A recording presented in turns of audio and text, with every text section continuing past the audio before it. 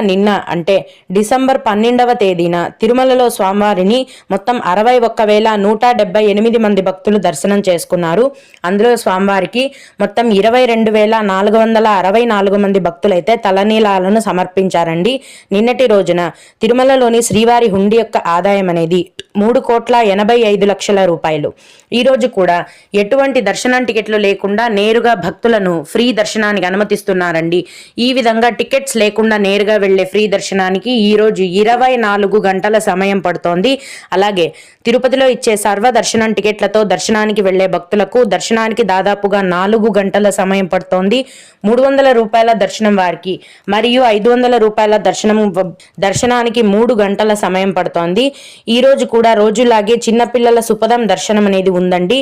ఈ రోజు ఇన్ఫాంట్ దర్శనానికి 1 గంట సమయం, విఐపి బ్రేక్ దర్శనానికి కూడా 1 గంట సమయం అనేది పడుతోంది.